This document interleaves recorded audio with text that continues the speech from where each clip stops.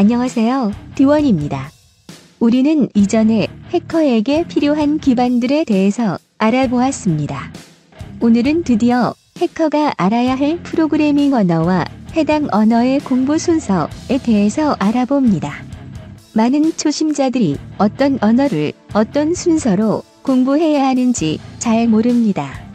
이 영상은 초심자들에게 조금이나마 도움이 되고자 제작된 가이드 영상입니다.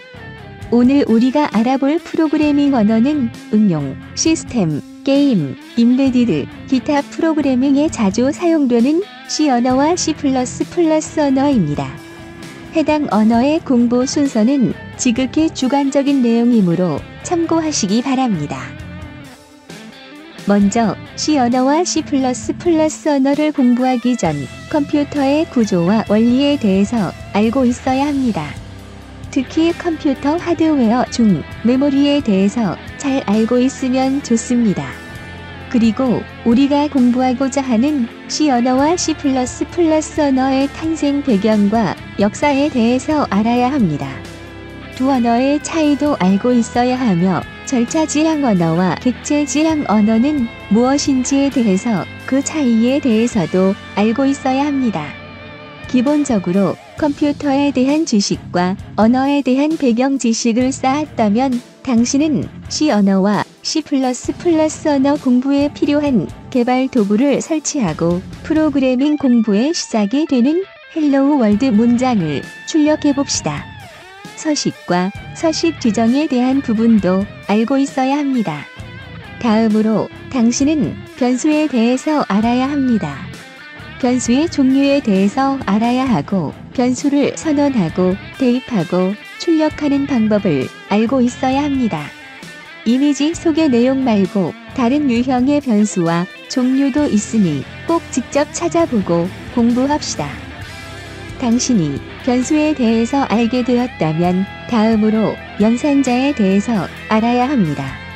연산자에는 산술, 비교, 논리 연산자 등이 있는데 각 연산자들에 대해서도 알아야 하며 연산의 우선순위에 대해서도 알고 있어야 합니다.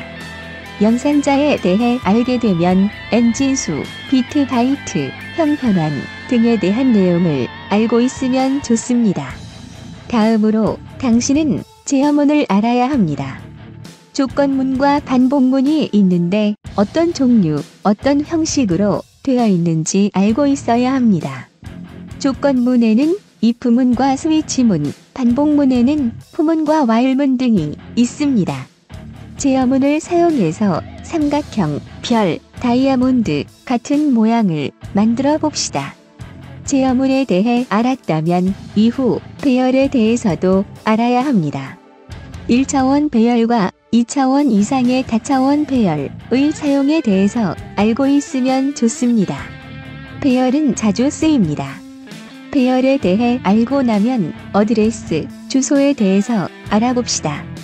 어드레스를 확인하는 방법은 나중에 중요하게 사용됩니다. 메모리 주소 출력 방법에 대해서 꼭 알아봅시다. 주소, 어드레스에 대해 공부하면서 당신은 C 언어와 C++ 언어 공부 시 사람들이 제일 많이 포기한다는 포인터에 대해서 알게 될 것입니다. 포인터가 어떤 상황에 쓰이는지 포인터의 선언과 참조에 대해서 알아야 합니다. 주소, 어드레스와 포인터에 대해서 알게 되었다면 메모리 할당과 확보에 대해서도 알아봅시다. 주소와 포인터를 응용해서 사용해보면 추후 도움이 될 것입니다. 앞선 내용들을 알아보고 공부하면서 당신은 자연스럽게 함수를 사용해 쓸 수 있습니다. 정확하게 함수는 어떤 방법으로 사용되는지 알아봅시다. 다음으로 특정 함수를 이용해 파일을 읽고 파일을 수정하는 방법에 대해서 알아봅시다. C 언어와 C++ 언어에는 구조체라는 것이 있습니다. 구조체를 어떤 방법으로 사용하는지 알고 있으면 도움이 됩니다. 구조체에 대해서 공부하고 나면 C++ 언어에서 클래스와 객체에 대해서 알아봅시다. 클래스와 객체를 어떤 방법으로 사용하는지 알고 있어야 합니다.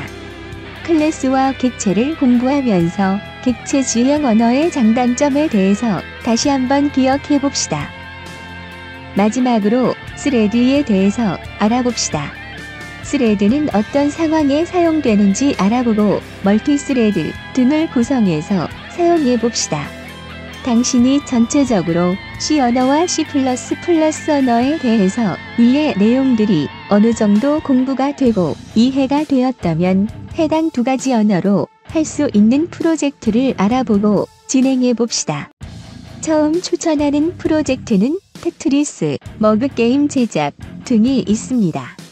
IoT와 드론, 임베디드 쪽에 관심이 있다면 아두이노 프로젝트를 추천합니다.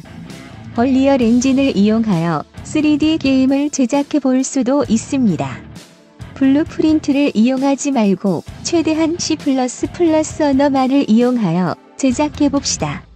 컴퓨터를 하면서 필요한 프로그램이 있었다면 직접 한번 제작해 봅시다.